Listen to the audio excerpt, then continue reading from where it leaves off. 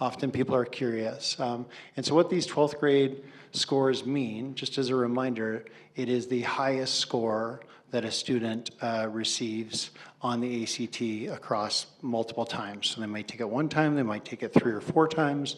It's that highest score. And so you can see that over this last several years, we've just edged out the state average on the 12th grade ACT average. Okay, so since we got a chance to see a little data, we're going to talk about what we are now doing about it. So how are we responding? And you are going to see both from Laura and Ian about our focus on solid Tier 1 support. So that is the instruction that all students get. So that would be in the elementary, their homeroom teacher, what all students are going to receive for mathematics. Part of that Tier 1 includes our data plan on what we're going to do about it when we collect data on students, unit planning, so making sure that we have a clear scope and sequence for when we're going to teach it and how we're going to teach it, and then having amazing resources in order for that to get accomplished. We are also looking at those new Minnesota math standards. And last year, I hear that you got to see, if you were here, this stool. So I'm going to just explain it very quickly. But this is talking about mathematical rigor. So the Minnesota math standards is asking for 3 different areas and having equal intensity, just like you would a stool. So we need to have all the legs at the same level in order for that to work. So conceptual understanding is 1, real world application, and procedural skills and fluency. And we've talked a little bit about maybe when I was in math, and I'm going to venture some of the others around this table. The focus would have been a lot on procedural skills and fluency. And that is still one of our legs, but is not all of them. So we are also looking at how are we balancing that out. And you will see that later in this presentation when Ian and Laura are talking. All right, and then just to give you a little glimpse at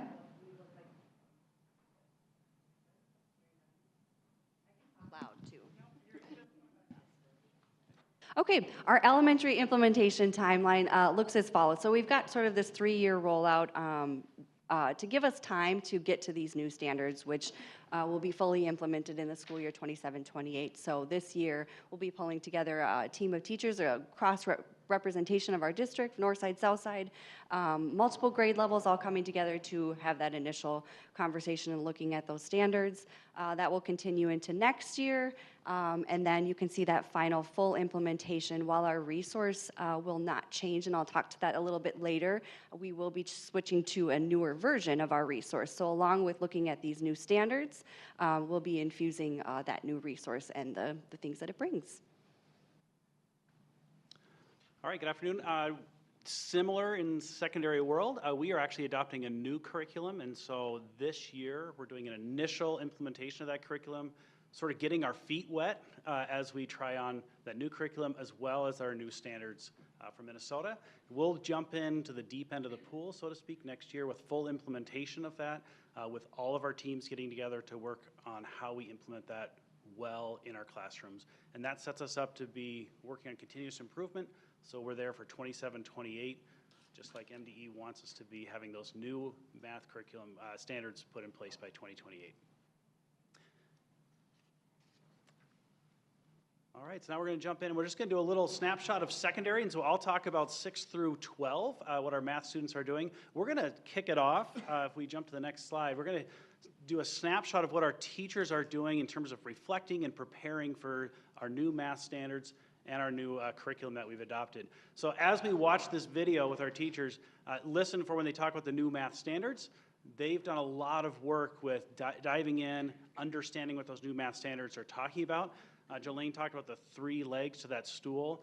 They're looking at, hey, are we not just sticking with procedural skills and fluency, but we're also doing real-world examples as well as that content piece. You'll also hear them talk about CIRC, which are Standards Instruction Review Cycle. That's the teachers getting together and saying, what do the standards say? How do they want us to implement new math learning in our classrooms? And what do we believe about instructional practices? So when you hear the teachers say CIRC, that's what they're talking about. They'll also talk about scope and sequence planning, which is when we get together to decide when and where and how we actually teach each content piece of that new math standard. So enjoy the video.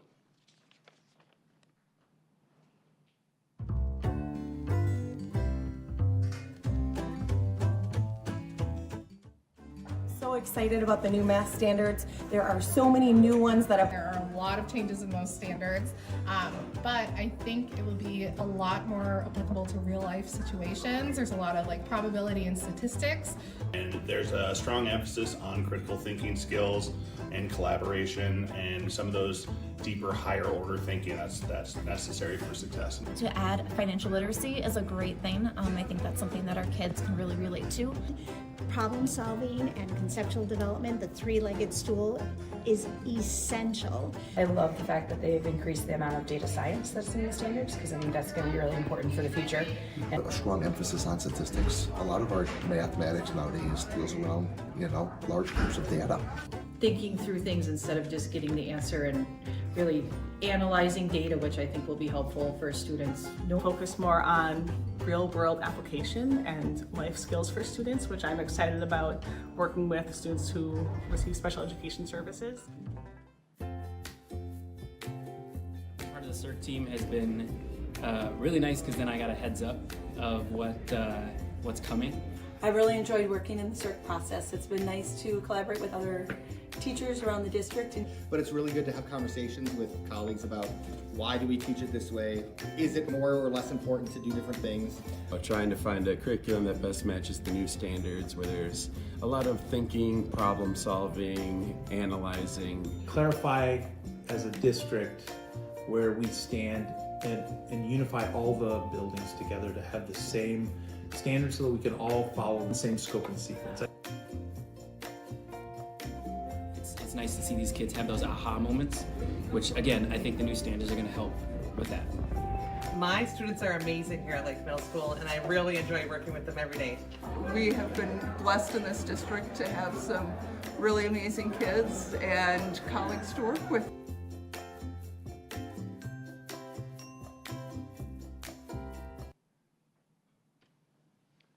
So thanks for joining me and watching that. It's just so fun. Hopefully you're hearing those teachers talk about how they're reflecting on what they're doing in the classroom. They're not just walking in and following something spelled out for them in a textbook. They're thinking about, how do we reach our students? How do we provide that opportunity for them? And I just get excited watching that. So hopefully you caught a little glimpse of that. We'll pause for just a minute. Save my video. No, we're going. Comes later. Should go back to the presentation, I think.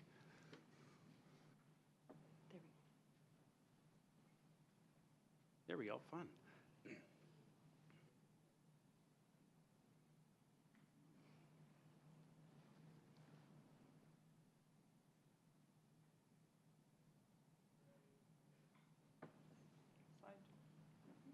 There we are. Thanks. All right, so just so that we're aware, as we think about implementing our new math standards for Minnesota take us through Algebra 2. So the normal sequence here is Math 6, pre-algebra, and that I have the grade levels there for us as well. Middle school algebra in 8th grade, we move to intermediate algebra as 9th graders, geometry in 10th grade, and Algebra 2. That's not necessarily the pathway that all students take, but this is the pathway for MDE. And so some of our students might want to jump in and say, hey, this is what we took, which is fun to look at. You want to do it now? Yeah, go ahead and jump in. Tell us what your pathway was, because we do take classes past Algebra 2 in our high schools. I think this one represented Andrew, but Andrew, you go ahead and speak. He kind of nodded. This was the exact path I took going through middle school and high school right now.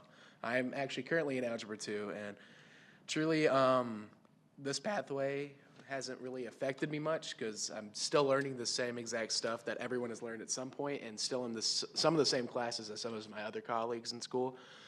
But it doesn't really matter about what pathway you take. It really matters about if you're actually learning stuff from it. And also, as you get to the 10th, 11th, and 12th grade mark, you start to focus more on put more attention on what you're going to do in college and what you're going to do past college, in which I have decided that I want to go into something that doesn't really involve as much math. I want to major in political science and communications, in which I have realized that doesn't need as much math. So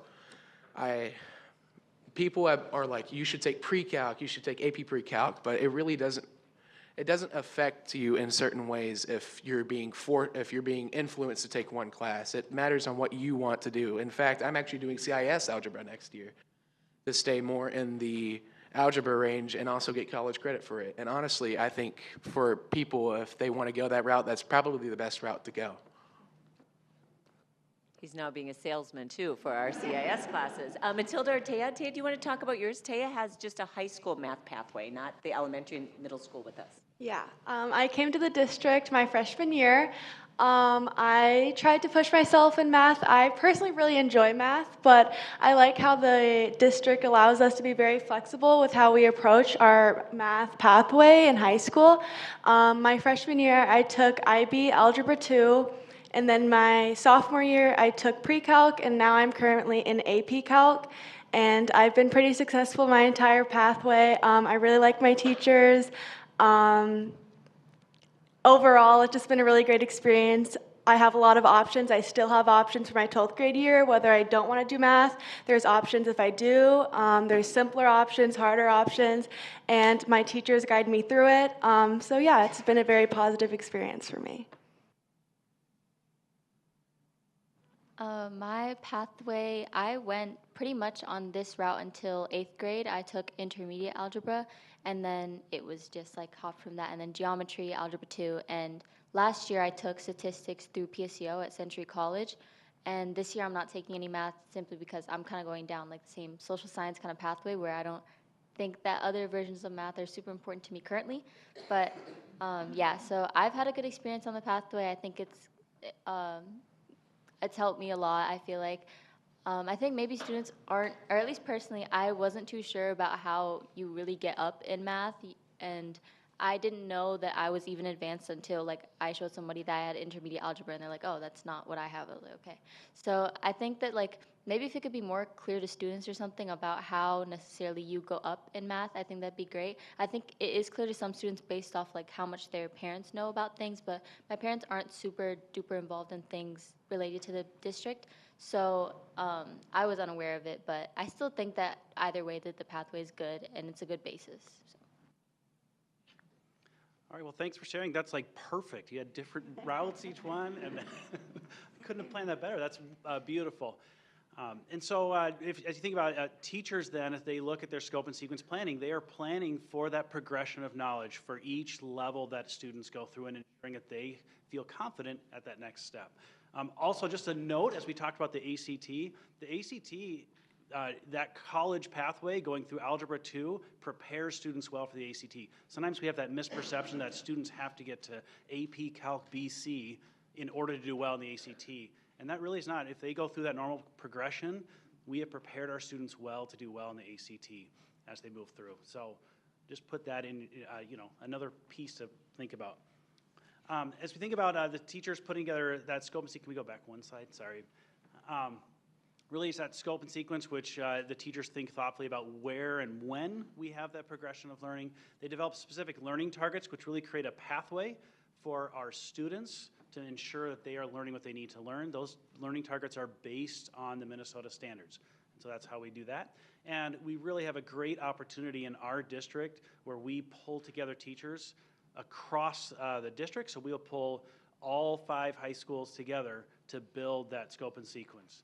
Or we'll pull all 4 of our middle schools together to build that scope and sequence so that we're providing the same opportunity for our students independent of which school they go to. And so as our teachers went through that CERC process where they looked at the standards and instructional practice, they selected a resource. And this is this resource that our teachers picked for our middle schools, which is Big Ideas. And you can see that takes them through 6th, 7th, and 8th grade. That's just a picture of the resource that we have used or we are going to be implementing to use for our middle school math. On the next slide here, we went with Envision Math.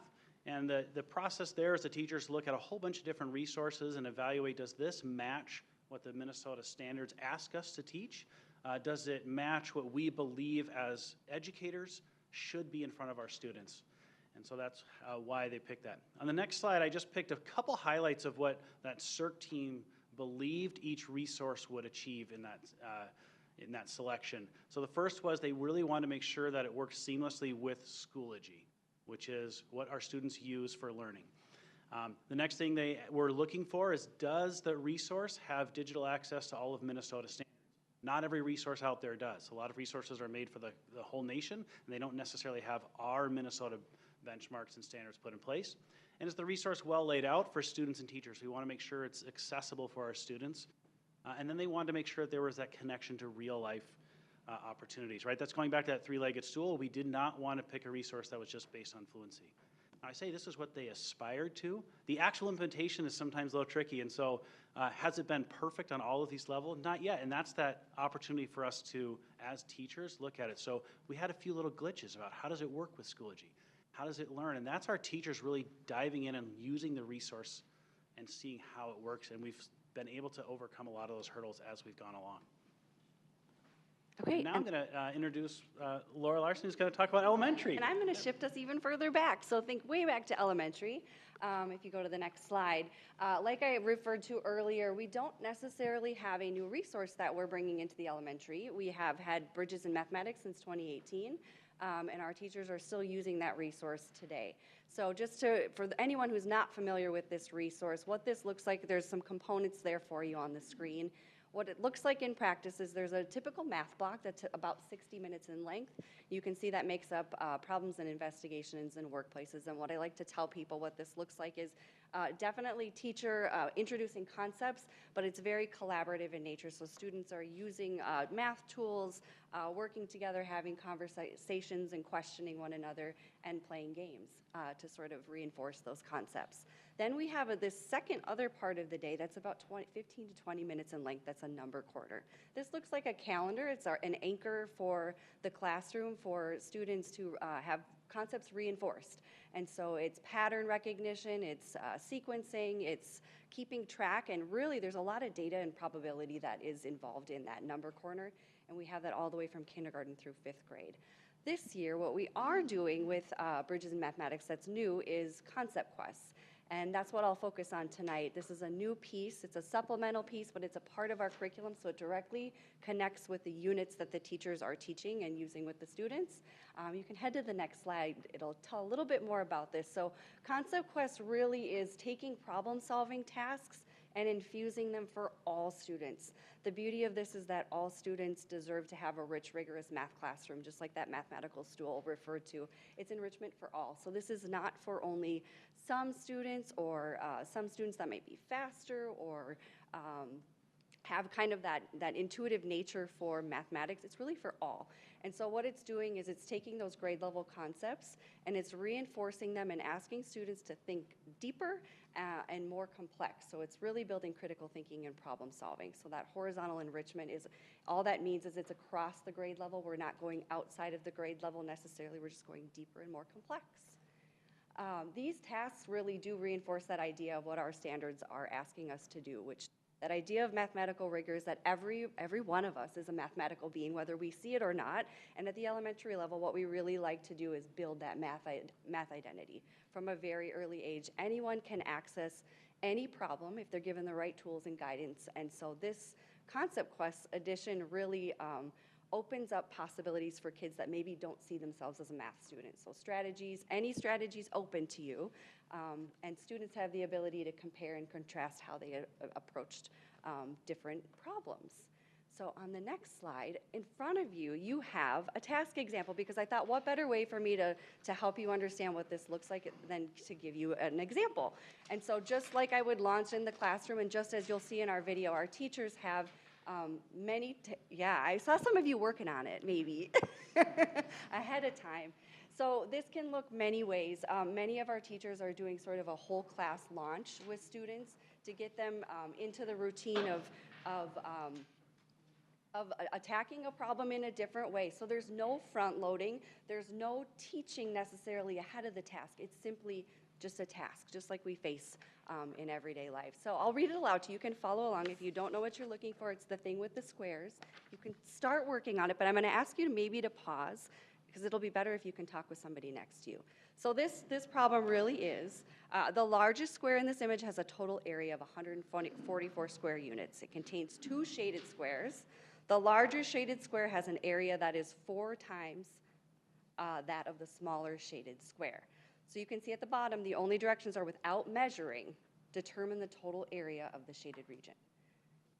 This is 3rd grade. It's later in 3rd grade, and I will say this is one of those like ones that really extends.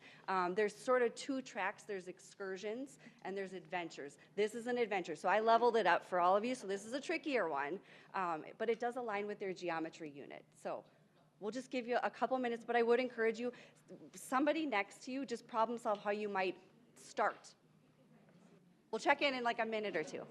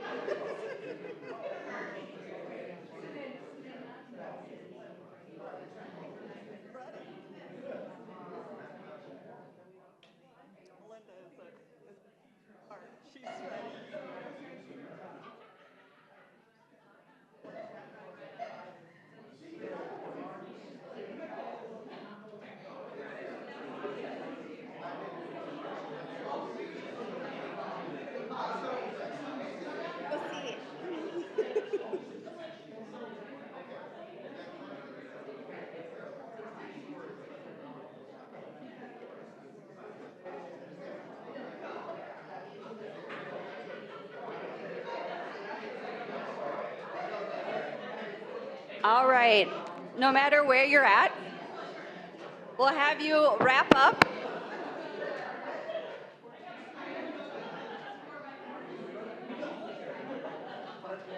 And we'll do a quick check-in. Is this on? Yeah? All right.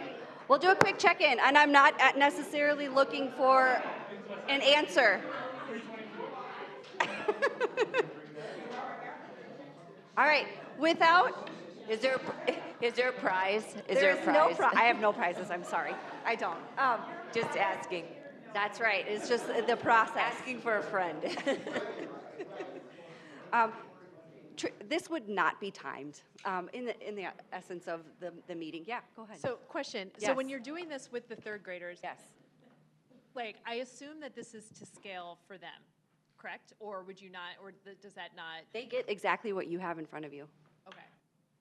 I also, when you get to the video, I want you, and Laura's going to set up the video too, but it's students doing these types of problems. So really notice what the students are doing up on the whiteboards, working together through it. It is exactly these problems that they're up on those whiteboards trying to figure out. So it's very interesting to see the students in action too.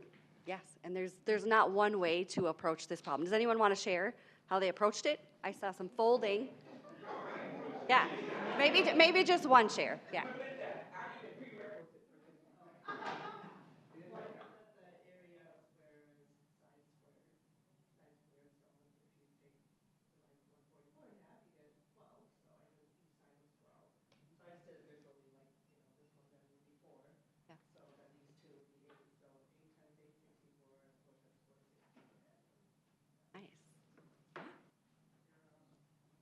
I think And I wanted to make sure my lines were straight. That's why you saw me folding down here earlier. But there were 9 squares.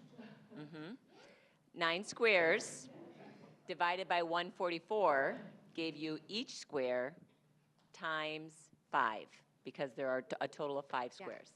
Completely different solution. Thank Taya and I, because I was actually doing the whole area, and she's like, it's just the shaded area. I'm like, oh, yeah.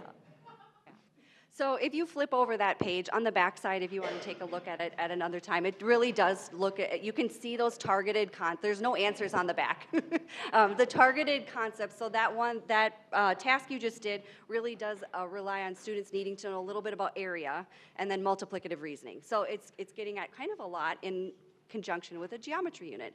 On the next slide, I just want to point out, in the video that you're about to see, we've got amazing teachers at our elementary schools doing amazing things, and one of the ways that they're taking these tasks is by knowing what we know what's best for all students. Really is that movement is so important.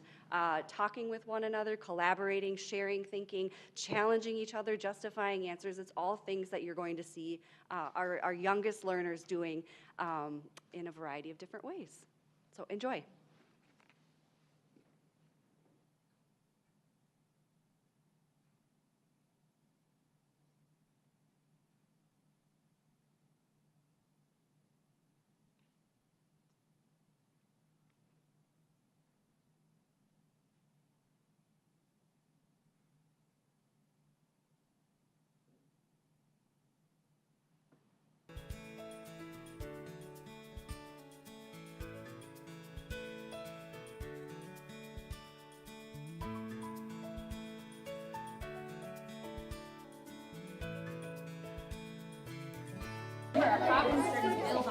Equals 42. If I already did that one, not that. How would I solve this? What's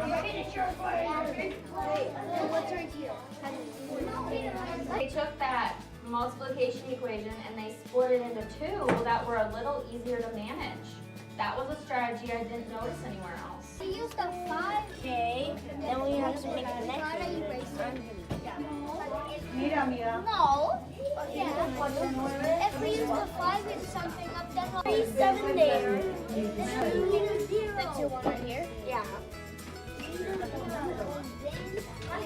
And then we have to put the 4. 4 times 4 divided by 4 divided by 4 is 8. 8 minus 1. Oh, we can't minus 1. I've got it. 4. Because no, 4 divided by 4. Listen, 4 times 4 is 16, right? Divided by 4 is 4. Divide 4 by 4 is 1. Yes, so it doesn't use 4 first. Use 4. Okay. Equals 16. No, let's do parentheses. 16. And then 4. It's genius.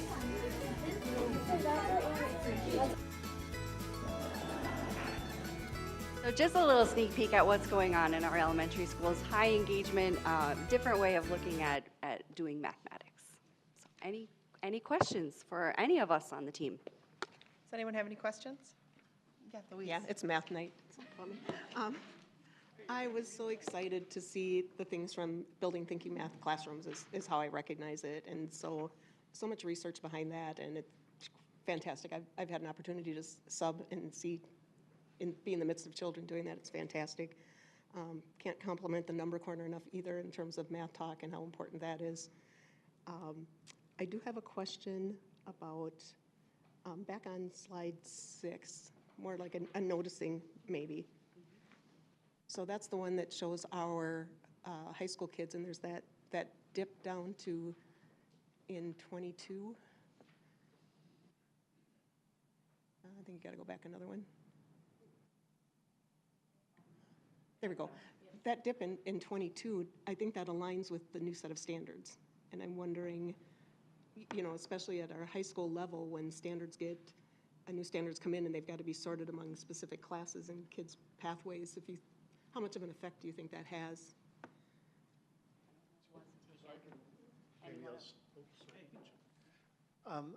I would say that, so the 2022 standards, we purposely, and correct me if I'm wrong, team, wanted to make sure we did reference 2022 standards because they don't go into full implementation and aren't tested, as we know, until 2028.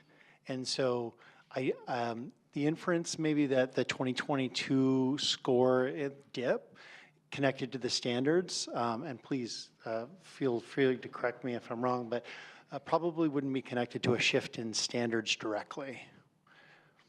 Because we are still in the midst of implementing those, and they won't be fully implemented until 27-28 school year. But it's confusing because they're called the 2022 math standards. I don't know if you'd add anything to that. No, I think that's correct. The only thing I would add is MDE is actually really good at saying, we're going to put into statute the standards, and then they provide us, districts, the opportunity to adjust to those new standards before the MCA changes. So we're on the MCA 3s now. So even this year, we will test with MCA 3, and then the MCA 4s will go into effect, like Mark just said, in 2028. And so that's, if you go back to our implementation, that's part of what's driving our implementation is we're backwards mapping from the implementation of when that MCA 4 will happen so that we are prepared and we are giving our students enough time to be exposed to the new benchmarks and standards prior to being assessed on those standards on the MCA 4. The only thing I might add as well, some of the inferences in terms of when districts look at the variability at the 11th grade, as we learn through our students, their curriculum pathways are so different. So sometimes students may take an 11th grade MCA. Well, we are always after enduring learning that sticks, right? But sometimes it's a year and a half or 2 years prior that they've taken that content. So even our accelerated students that do very well in classroom and other standardized tests might not do so well in an MCA. The other piece that I would highlight is, and I think Andrew maybe pointed this out a little bit, is just the shift in focus. So at 11th grade, we find our students, and this is anecdotal, but have a little bit more agency. They start to think, look forward, think about college readiness, a 2-year, 4-year, or another placement. They start thinking it through a lens that way versus the relevancy they may see in an MCA math. But we have students here that could speak to that better than I could. I do agree with that. Sorry. You are talking about the MCA for the math proficiency, correct? Sorry. So for MCA basis, I stated previously in, I think was it the first board meeting, that in MCAs there's kind of a misconception between students of this matters a lot and this doesn't matter at all, which is why I sometimes feel like we can see either a very constant line of very consistent data, or we can see a very fluctuate data table, which obviously I don't know much about this, and I think one of y'all said that something was implemented new in 2022, is that right? Okay.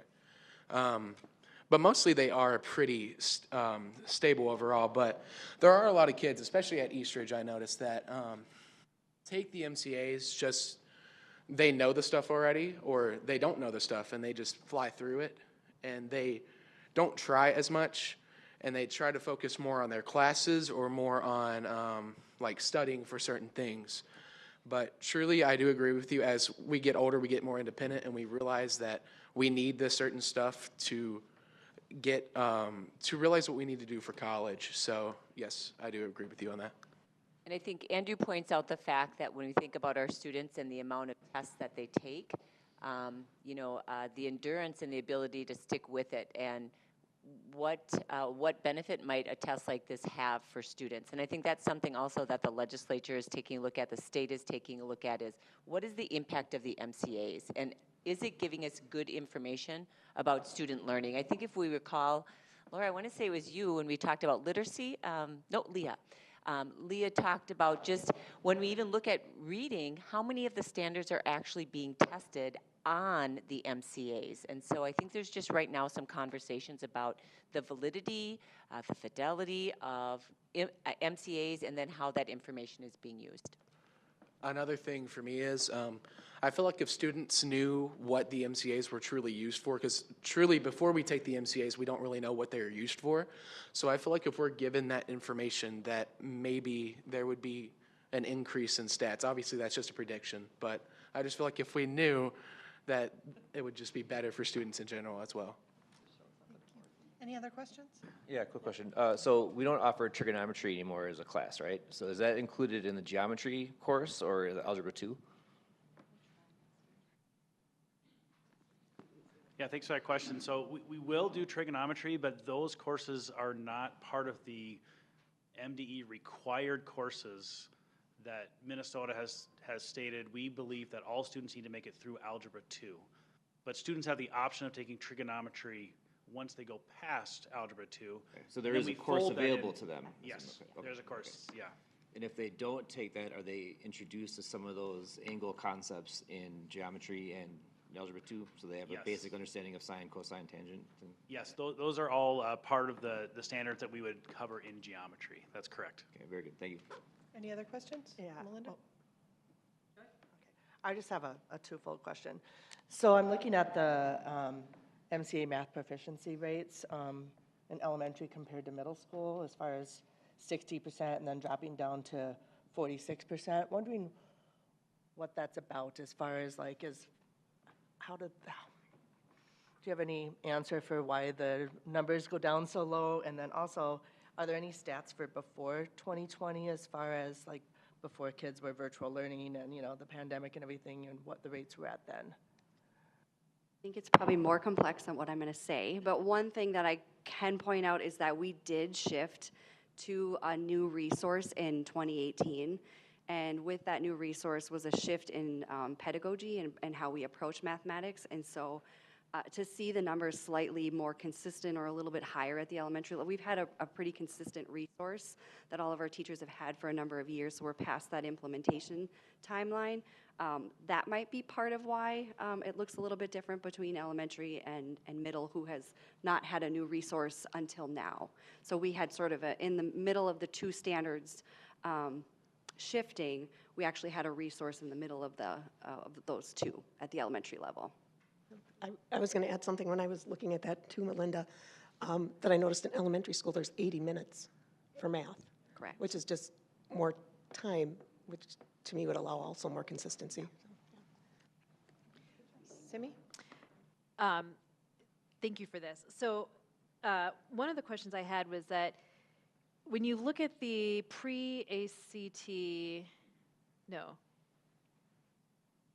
you look at the ACT benchmark for 12th grade students, right? So you look at the 12th grade students from 2025 and they're at 42%. And you look then at the 11th grade ACT benchmark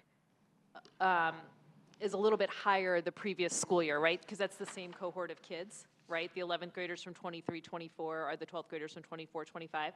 So and it's consistently lower when you move from the 11th graders to the 12th graders. So what is that difference attributable to? Do you see what I'm saying? I don't know what slides these are because I can't tell, but if you go to the percent of 11th grade students meeting or exceeding, and then the next slide, the percentage of 12th grade students. I don't know that we can confidently say that's the same cohort. I think we say 11th grade, 12th grade, and it goes by year, which would make sense that we would say it's the same cohort. But when we report the ACT, I think Dr. Mao was going through this with us, that 12th grade one could be everyone that took it in that year. Oh, okay, so any 11th graders yeah. or 10th graders or whatever who took it in that year. Yes, but we can certainly dive into our system and do some cohort ACT data for you. Okay. Because I don't know that we can confidently say in these two slides that it's the 45 to 42. Okay. But we could run that. And then, yeah, and then same for the pre-ACT, because the pre-ACT is 10th graders, correct, only. Because what do they take on that first day of MEA as 11th graders? They take a practice ACT, which is different from the pre-ACT. But I know that a lot of pre-ACT kids opt out to take like PSAT. The PSAT, right? Mm-hmm. And I don't want to stereotype, but I feel like it's a lot of the high scorers are the ones who are opting out to take the PSAT, right? So do we have a feel for like how that impacts these scores at all, or not really? I know that's kind of a complex question. I think we have the same kind of conversation around MCA for 11th grade too, with opt-outs and who's taking the test and, you know, so I don't know that we can confidently say how, I don't know that I can make a correlation between PSAT tests versus pre-ACT. Okay. That'd be. Can I just contextualize that as well? The variability that Kelly just talked about is 30% less on average are participating in the 11th grade MCA, for example, than the 98% from 3rd through 8th grade. So that variability plays into what Kelly just mentioned as well. I know we're talking about ACT, Yeah. but And and so for the kids who do opt out, there's not like a statistically identifiable like demographic of kids who decide to opt out, right? It's just sort of like a catch-all of kids who choose. It's not all like low achievers, high achievers, middle achievers. Okay. No. I would offer anecdotally that high achievers take the PSAT, right? Because they're going for the honors and all the things that come, So many kids still take both. So I think that's where we would find that it's hard to determine, but yeah, I think high kids opt into PSAT and take pre-ACT. I mean, I think they might be taking both. Okay. One other question I had, so it's been a long time since my children were in elementary school, but I remember between my two kids how we taught math in elementary school. Oh, you know what, it might have been I realized I had a 5th grader in 2018. I am feeling very super sharp. But one of the questions I had was, I remember when one of my kids was in, or maybe both of them, at the end of 5th grade, they took a test to see what math class they would go into for middle school. And depending on how you did, you could test into pre-algebra or algebra 1 or math 6. Do we still do that? And then secondly, has the percentage of kids testing into algebra 1 and pre-algebra and math 6 remained basically the same across all these years? And that was a question that just I totally thought of, so I didn't send it in advance, so I'm sorry. Don't take it. I would say we don't call it the test took place in 6th grade math, but we look at I think it's 3 different data points: MAP, score, classroom performance, MCAs. Thank you. And they look over several years. And we look over several years. What we do then is recommend where we would place them in 6th grade, and now we have implemented a process where parents can challenge that to say, I really want my child in this intermediate algebra, and so then we would give them a placement test. So we look at all of the data, make a recommendation, and at that point parents can say, I think they should be in the higher level math class. Okay, so it's not anything proactive we do. Like, I remember one of my kids proactively received some test in 5th grade that I didn't know about, and then the other one did not. Oh, no, it's not an additional test. We use data that we currently have unless a parent says, I don't agree with this math placement or you know, whatever it may be. And then we have a test that the district administers. Is there do a lot of parents? Do you guys know how many challenge every year? So just a little more clarity, we look at like 3 years of MCA and MAP data usually, and we want to ensure that it's not a student that just did poor on one test or did exceedingly high on just one test. We want to look at a little broader perspective. That's where we get our recommendation. After the recommendation, then we have, Ben Lucina does this in the summer, and that's for the parents who say, I actually have a question, I really want to see if my child could get into that sort of next level up math. And I don't know the percentage, we could get you that percentage, but it's actually a fairly low percentage of students that we have missed in our normal identification of students who need that extra additional support at a high end of math. And so a couple kids here and there will, because their parents advocate, and for some reason that kid didn't score as well as they had hoped to earlier. But generally we're really close on that. And I would say we had last summer, because I helped Ben, we had about I think 2 classrooms full of kids for the whole district. So that's a very small percentage if you think of you know, whatever it is, almost 1,500 students in 5th grade. And so like the number of kids who are recommended to do Math 6 has basically remained consistent year over year for multiple years. I would say so. I would say, and I'm going by the number of sections we offer of each, and I would say our principals would say they consistently offer the same amount of sections of each. Okay.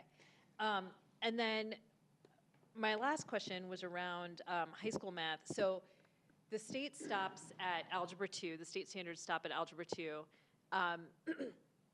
And so I know now in our schools we have, so if you want to take calculus in our schools, you have to take AP calculus, right? There's no non-AP calculus available, or is that accurate?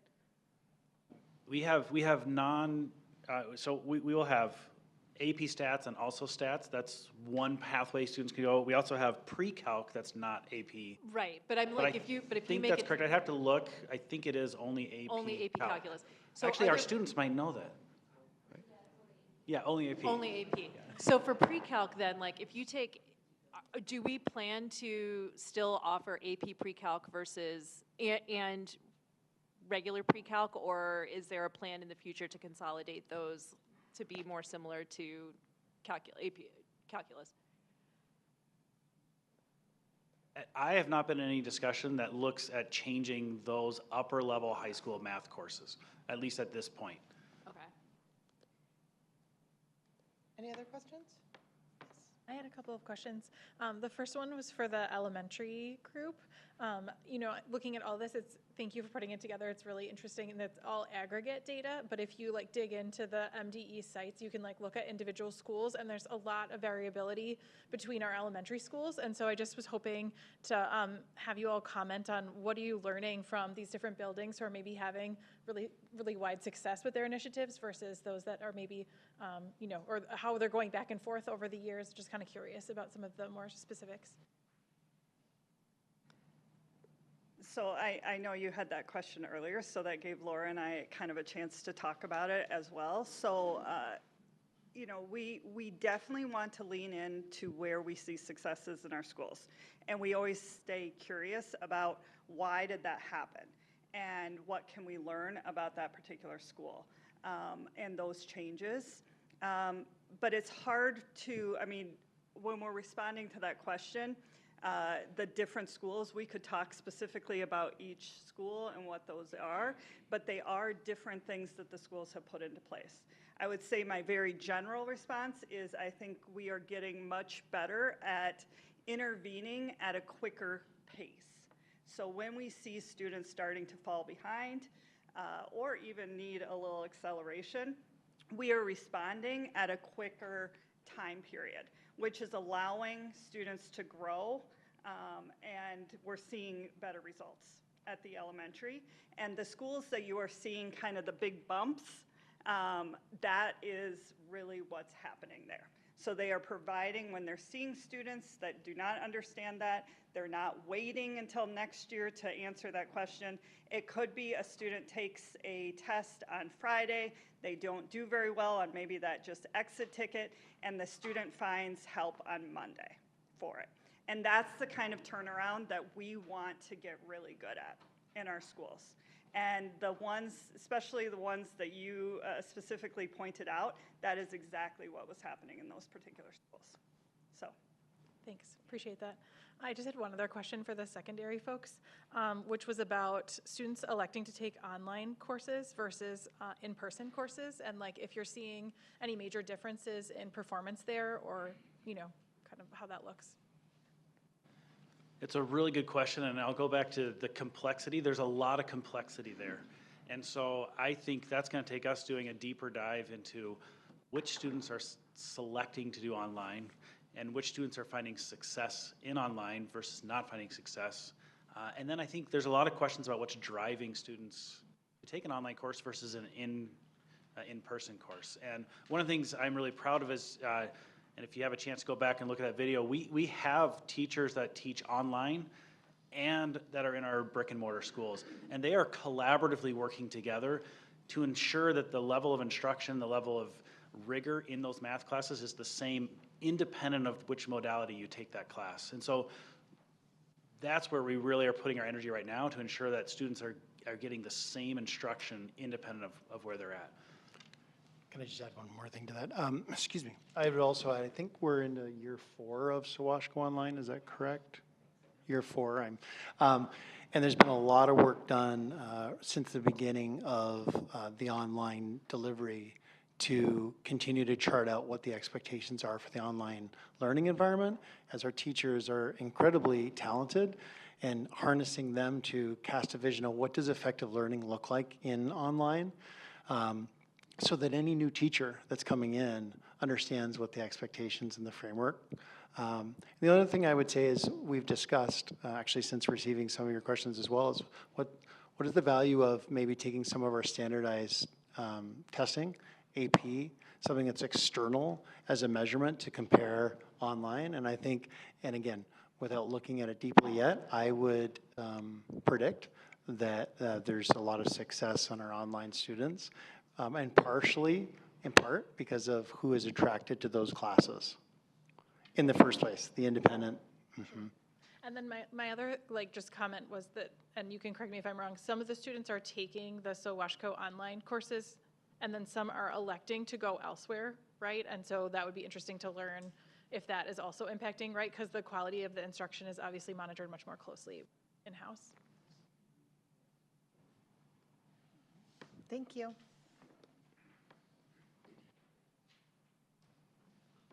Okay, we will move on to 6.0, and that is our information items. We do have 2 this evening.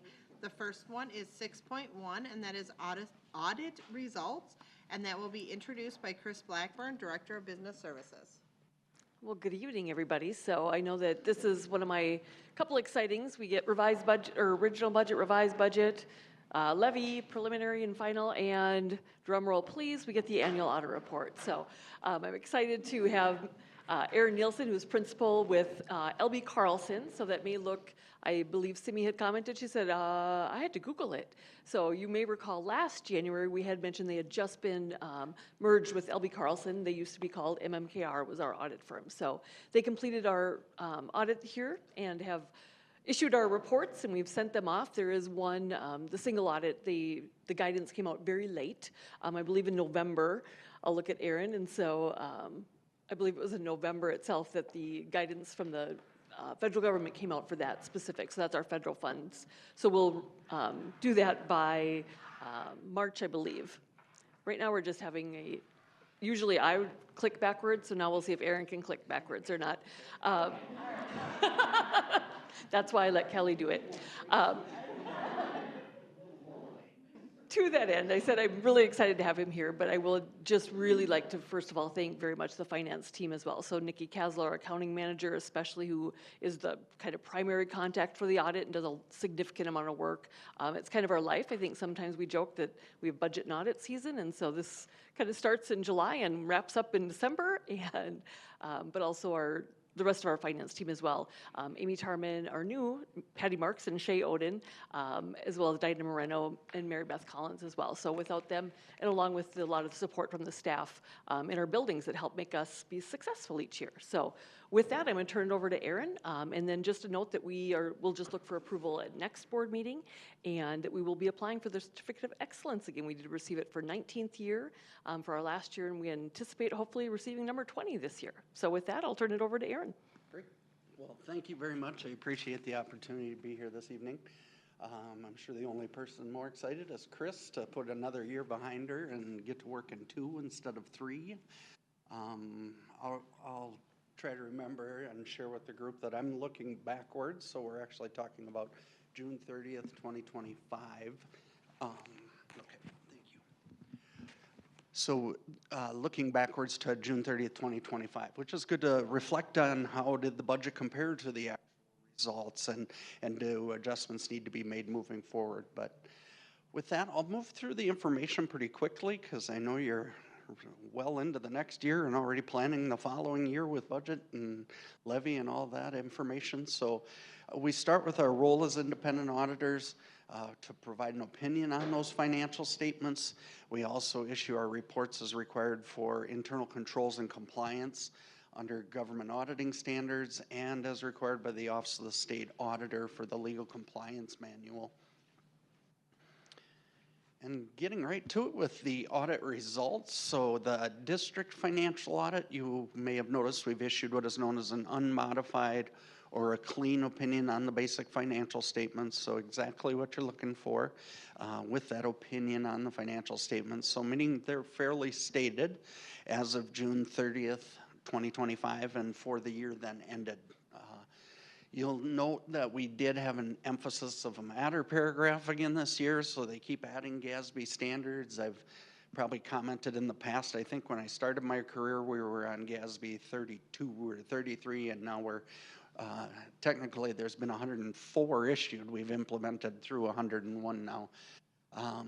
With regard to the internal controls and compliance for the financial statement audit, that's the report of government auditing standards. So you're actually required of it because of two reasons.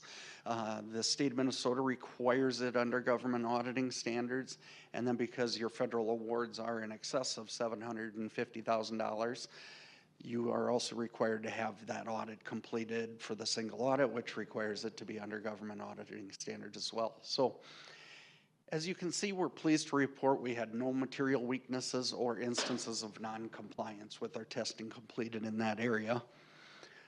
The Minnesota legal compliance audit, there's 7 broad categories: bid laws, cash and investments, public indebtedness, just a couple of areas, and then if they don't fit into some broad categories, they have a miscellaneous category. So if there's a statute that specifically needs attention or they want a special look at it, they can add the question into that area. And we're pleased to report that we had no instances of non-compliance to report with regard to that. And as Ms. Blackburn pointed out, yeah, we put a slide in here just to mention that federal single audit. The guidance, I believe, was issued about the weekend of Thanksgiving. We weren't able to issue that at the same time the financial audit was completed, and we'll be getting that completed. And the deadline for that is actually March 31st. So we will absolutely be able to complete that before the deadline for that audit is required. Our next slide is the adjusted ADM, or I'd say average daily membership for the acronym, representing simply the students that you're serving, or an average of the students that you're serving over throughout the year. This past year, that amounted to 19,220 students, representing an increase of about 211 students over the prior year. The key to that graph that we share with you is simply the primary funding, or the largest funding sources, following the number of students you're serving. So the importance of having good kid counts and the estimates is, critical in order to make sure your budgets are accurate when it gets to the end of the year in that reporting. The financial trends, so and I should point out the general funds. So the next several slides are the general funds slides that we've included. It is your primary operating fund. The financial trends, the position we've included here, the couple of key indicators: cash and investments, unrestricted fund balance. As you can see, both of those components on increase this past year, which I would say is consistent with then the growth of the size of the organization. So we like to see that kind of steady relationship. As the size of the organization is growing, you're going to need more capital or equity to be able to operate and from a day-to-day basis, as well as having the liquidity to meet the demands and salaries and payables that operate the district from a day-to-day basis. The next slide, we break down the components of the equity, or known as fund balance, for a governmental fund and the general fund. So as you can see here, really the percentages worked out pretty consistent with the prior year. So unrestricted fund balance, a slight decrease from the prior year. That unassigned fund balance seeing a slight increase from the prior year. So unrestricted capturing all 3 components of that committed fund balance, assigned fund balance, and then unassigned fund balance. For your district, you can see that assigned fund balance seeing a decrease from $5 million to $2 million. And it's pretty straightforward for your district because the only assignment you have is for that subsequent year budget deficit. So For the year ended June 30th, 25, we know you've adopted your budget for 26 already, and in the fiscal year 24, you'd anticipated a larger deficit spending than you have projected for 26 at the time we're closing your books for 25. So when your deficit spending, we're kind of calling out those dollars as they're set aside because they won't be available already. You've accounted for them or called for them to, in essence, balance your budget in a different format. You've again met your fund balance policy. Even this year, I think last year was the first year you met the new fund balance policy that was adopted, and the goal was by 26, if I'm not mistaken. So the importance of that, you met that goal, which I know was challenging and cost sacrifices to get there. But you met it 2 years early and consistently have met that now for 2 years, hitting that target. A couple more slides for the general fund, as you can see here. So looking at the major sources of revenue for the general fund operation, similar to the prior year that we presented total revenue for the general fund to really share with the public the size of the operation of the general fund for 2025 was $346.5 million. As that's reflecting, as you can see, compared to the prior year in the graph, an increase over the prior year. And then compared to the budget, it was within about 1.7% or 1.7% and over budget. So as conservative auditors, we like to see our revenues coming in over budget, and that was the case for you. The other comment I generally make and continue to share with you is that you can see the state sources and the reliance of our schools to finance general fund operations coming from state sources, then followed by property taxes. Similar to what I've been presenting at other districts and will be for the rest of the month, property taxes in your case making up 70% and followed by state sources at 70.2% and property taxes at 25.5%. So 95% of your sources in those two components. And that seems to be pretty consistent from district to district. The mix between the two might be slightly different based on tax base, but between the two it generally is right at that level. When we look at your expenditures, a similar graph. When you look in your annual comprehensive financial report, you'll see the focus is on the programs, administration, elementary and secondary regular instruction. So we give you a little different angle on that presentation in the management report, which is where all these slides have been pulled from. We look at it by the object category, the salaries, benefits, purchase services, as you can see, capital expenditures. This past year, spending in the general fund was about $346 million. Expenditures did come in over budget by 1.8%, but I'll sidebar that a little bit with the fact you can see it's in your capital expenditures here. And those dollars that you're overspent there was largely due to other financing sources. So when you enter into a lease, that's reported below revenues, below expenditures, and that offset exactly the amount of those lease amount in capital expenditures. So if you net those other financing sources that offset that budget in capital, you would have been within the expenditures allotted by the board to be spent by the budget managers of the district. The other comment, the last probably of this slide I'll share tonight, you can see the importance of tight budgets with salaries and benefits, as in having a good handle on that, as your districts had for many years. You can see the salaries and benefits making up a majority of the spending this past year, making up almost 75% of the expenditures within the general fund to educate the students of the district. Shifting gears to a couple of the other operating funds that you have, we talk about the food service fund, the community service fund, and I've grouped them on one slide really because of the scale of the operations of each of them.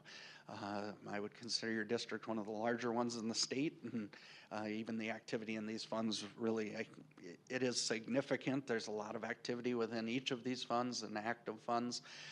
But in relationship to the over $300 million you have in the general fund, it's much less than that. Looking at that year-end fund balance for the food service, You can see that fund balance has built up in the last couple of years and really in a healthy financial position. The fund balance grew this past year, as you can see, better than anticipated, and largely due to some timing with capital expenditures. It was capital spending was the biggest variance from the budget to actual components when you compare that on the financial statements, looking deeper in there. One comment I always share is making sure you're managing those budgets as well within the realm of what's allowed and the percentages. They generally look at the food service fund because there's federal funds more directly involved with this fund, with a cap or a limit of 3 months operations using a 9-month season because of the school year. So I generally start talking about it when you're at 33%, and you are above that at this time, but the MDE works with you. They'll reach out and notify you, and there are specific reasons districts will run into that, and a lot of it is typically capital needs and building funds and resources, because you're only able to purchase those capital needs out of those funds if you have positive fund balance. So, and with the delay in capital spending, that's one of the reasons you have a larger fund balance this year than what was anticipated. A little different story with the community service fund, as you can see.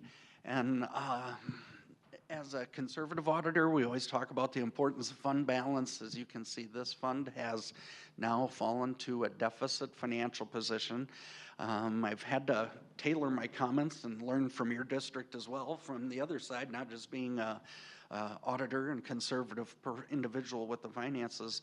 I realize there are many reasons why you would run into that situation with programming, getting students into the schools, and that investment into the kids, into their education when they're young. But the importance for you to realize is some of the components have created larger deficit amounts, and just making sure you're aware of that with the budget process. You are allowed to have these deficits at times, but as to how long you can do that is really based on the MDE looking at that, and will they recover from the community service fund on their own, or does that become part of the plan and budgeting even with the general fund? So we always say we like to see them operate self-sufficiently, but you may have goals that make that difficult with that. So it just becomes part of a broader plan, and I don't want to focus just on one fund because it might be a bigger picture on that. And then my last slide. So to this point, we've been talking about the governmental funds. So I'm stressing that because there's a different viewpoint. So we've got a dual perspective view in the current reporting standards. So when we talk about the governmental funds, it's a short-term perspective with the focus getting to fund balance, current financial resources, what's available to the management and the board to be able to run the programs that you want and invest into the education, the buildings, and all the needs that go along with educating students and running a district. So there's that component is not capturing long-term assets, long-term liabilities when you look at just that snapshot of those funds. So you can see there aren't any capital assets when you look at the general fund balance sheet. You get that long-term perspective with the entity-wide financial statements, so we capture the activity of the capital assets in the ongoing during the year, and then also incorporating the long-term debt, the liabilities of the organization. So what we've done is on the top half is a reconciliation from those governmental funds.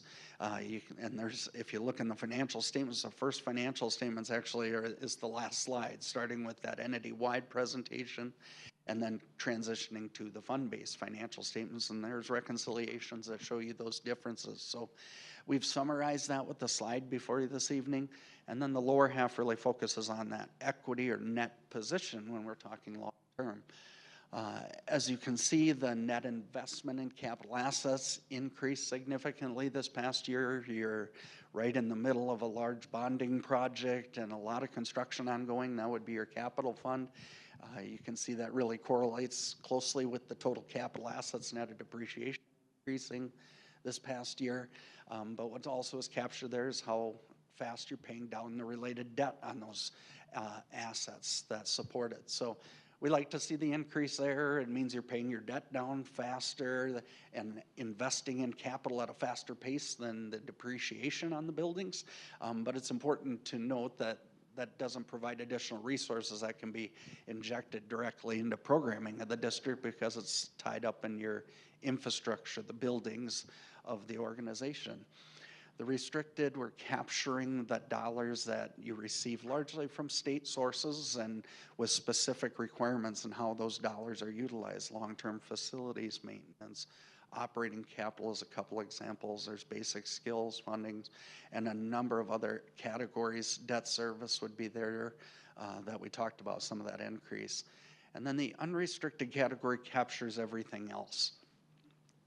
So this year, as I almost maybe my first slide talked about that change in accounting principle with GASB 101. It was for compensated absences. So the GASB Governmental Accounting Standards Board changed how we account for capital or for compensated absences, vacation, sick leave, those types of liabilities of the district. In the past, that history or the requirement to accrue for that was based on what would be the dollars the district would have to pay if you shut your doors, in essence, really to simplify it. It'd be, and what we find is most places don't pay out their sick leave. Teacher groups, for instance, is your driving group then in that category. There's some, but a lot of that's been limited and grandfathered in where some people don't get that benefit any longer. The current standard now that we had to implement this year is to look at the focus of how many outstanding balances are there out there that could be utilized in the future, and you're making an estimate of how many of those sick days will be used in the future by those existing teachers and carry over. So really more of a full accrual, private industry look, like a vacation day. So a vacation day, we would accrue that liability because we know you were going to pay it in the past anyway, or the person would use it. A sick day, we'll accrue it now where we wouldn't because the district would budget for that because they know they're going to pay a teacher their full salary the next year.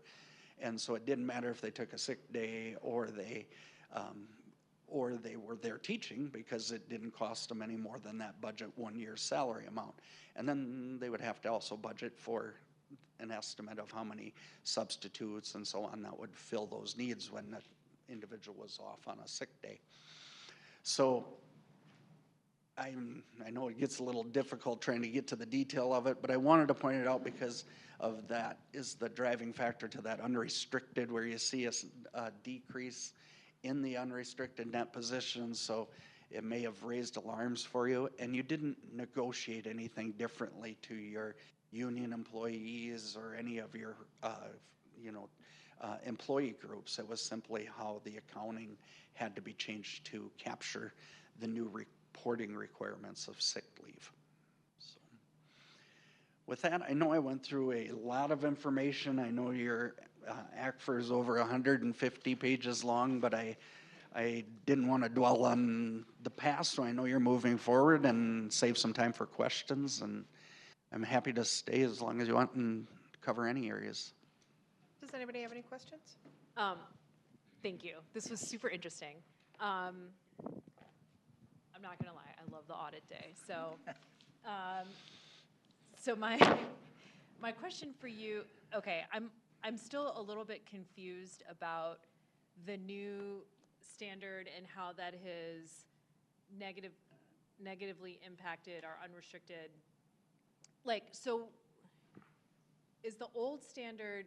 So the old standard, you were saying that we took if we were closing our doors, we took basically the current cash value, like the net present value of all of those accrued days?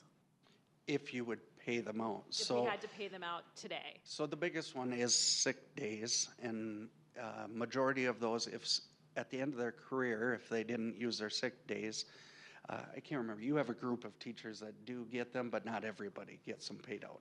There's a very small group left. So for context, typically that you would say, what's due next year? Like, what are we going to pay out in cash next year for those compensated absences? So when we maybe pay out vacation at the end if somebody terminates, or for some groups that there's vacation payout after a certain amount of time. That's what used to be reflected, right? Just kind of that 1 year, here's what's due next year. Now what shows is as if everybody, there's an actual, I'll say a dollar value beyond just that salary piece, right? So even though they're not, oh, don't get me started, Simi. GASB 101, Aaron and I might retire by GASB 110. Just kidding.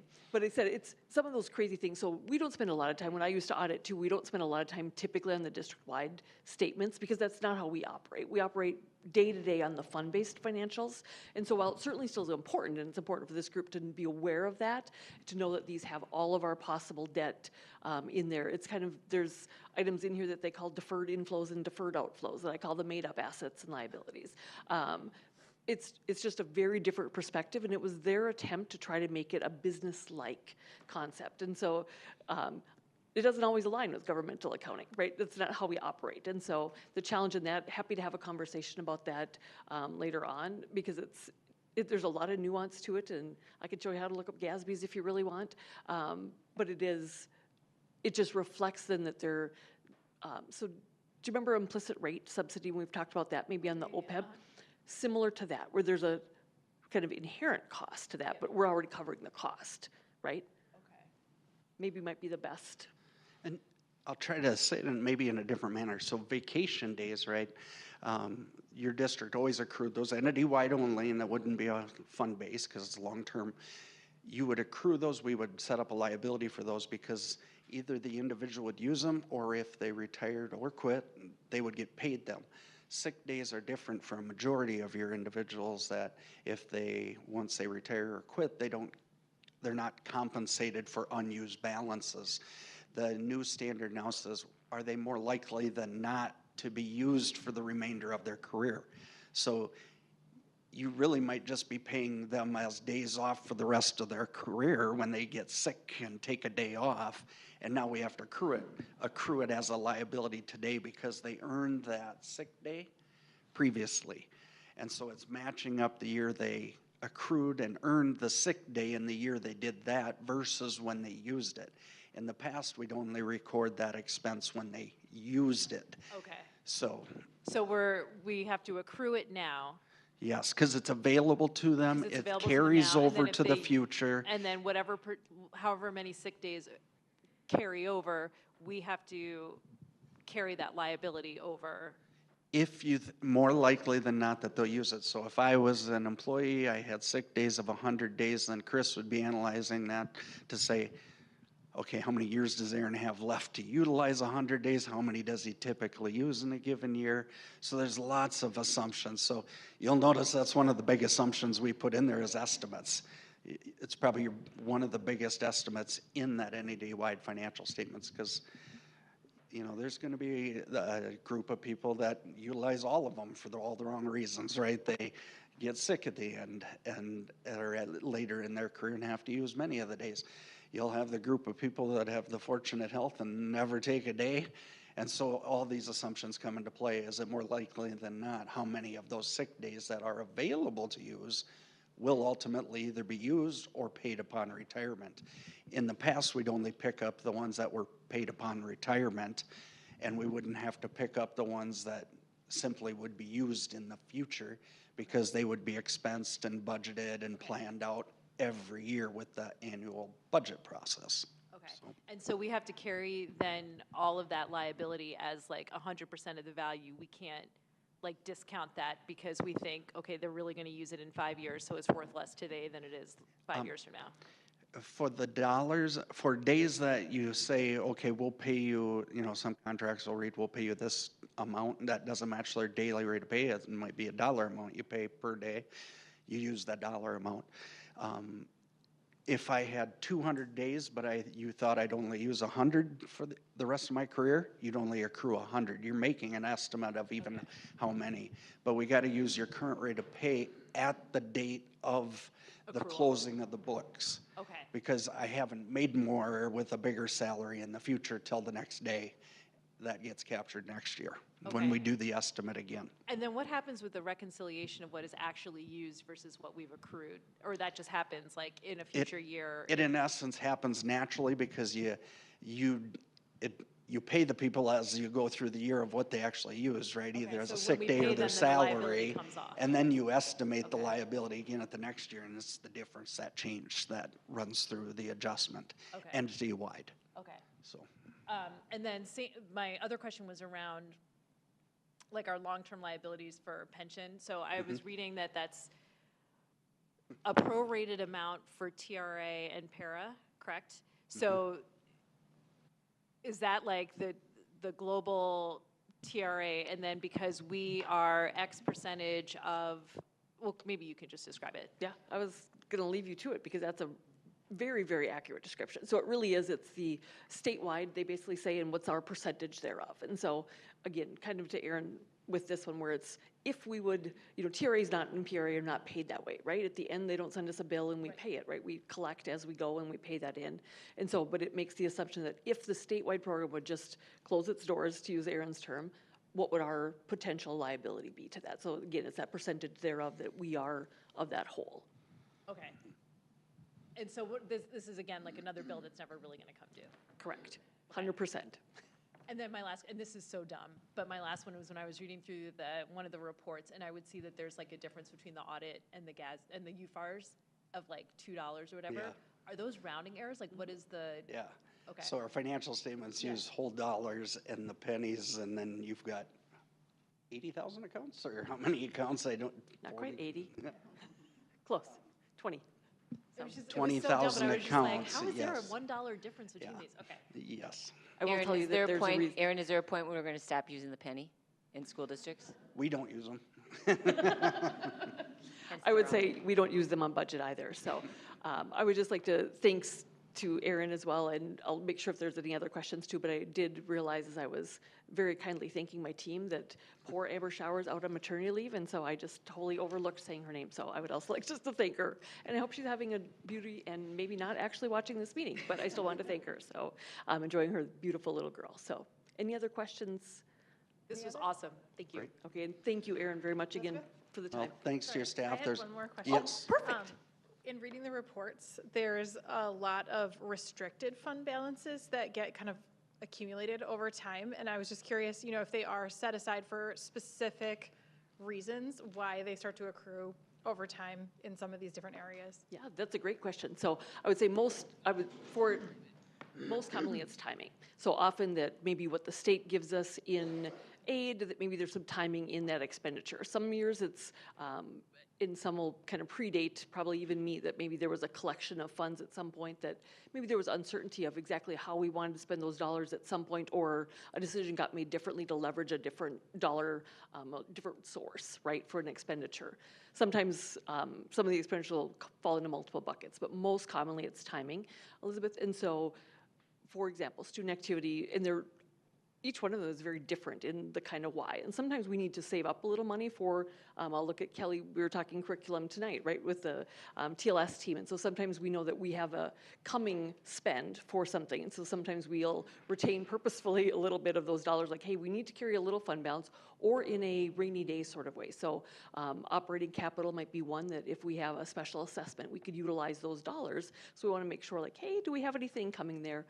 Student activity accounts are of the students, by the students, for the students, under the advisement of an adult. And so they really oftentimes are collecting, an example would be maybe collecting money for a trip that's coming, right? And so they might collect some funds over multiple years and then have that big expenditure when they have maybe a trip to Florida or such. And so for a variety of reasons, but most commonly I would say it's timing. And then the state requires that we do set them aside and not spend them on other reasons. So we can't say, oh, well, there's kind of been this collection that maybe we had some challenge in spending or timing. We are not allowed to take it and spend it on anything else other than the statutory allowed purposes.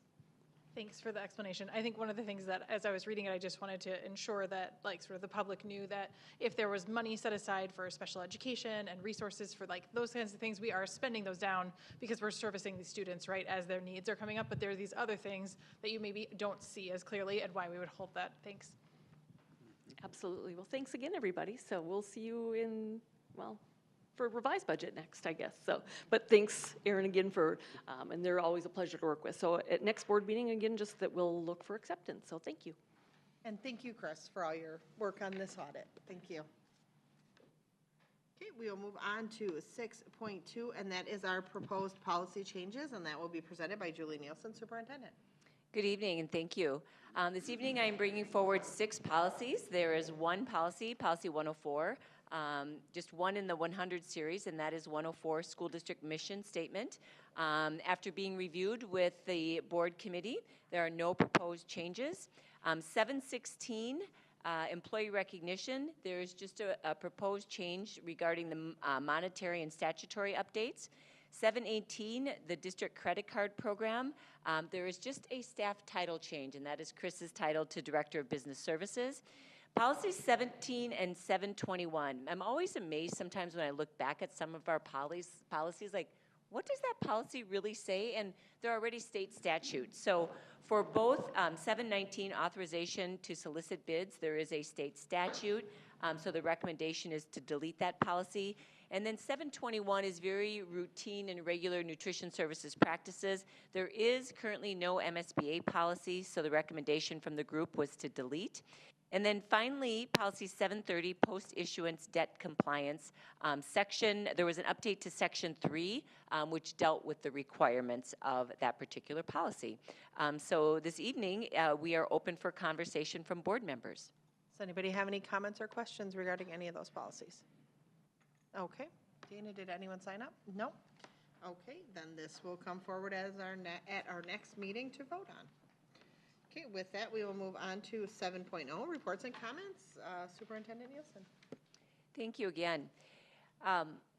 While we started back the school year and it was a lot of Happy New Year, the kids were excited to be back in school, and teachers shared with me that they gave students the opportunity to talk, because if they didn't give them the opportunity to talk and to engage, they were going to do it while the math lesson was being taught or the writing lesson was being taught. And so I talked to one teacher at the grocery store, and he told me, he said, a high school teacher, he said, I just gave in.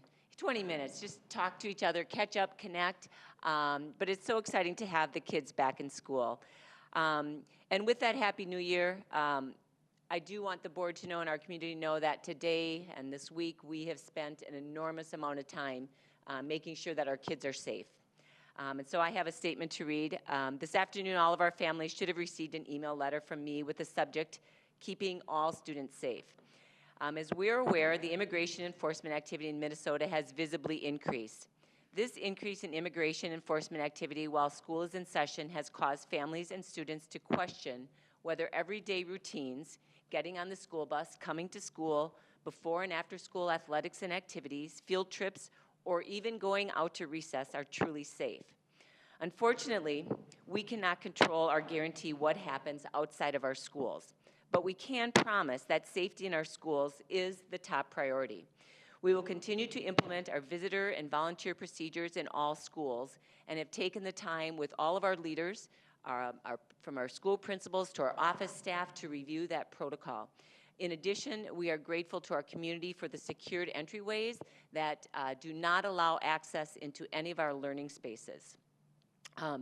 And when I talk about that procedure, this means that any adults entering our buildings will not be allowed into student learning spaces unless they have a valid educational reason. And that does not change from our existing visitor and volunteer procedure. We have worked hard every day to build trust with our students and their families, and I want everyone to know our job as educators is to care for each and every one of our students and ensure their safety. And that could not be more in the forefront as we navigate this week.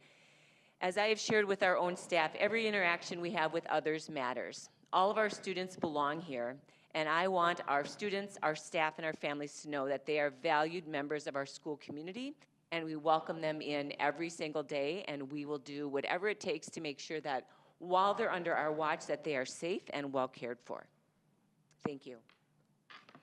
Thank you. Any board members have any events to report? No?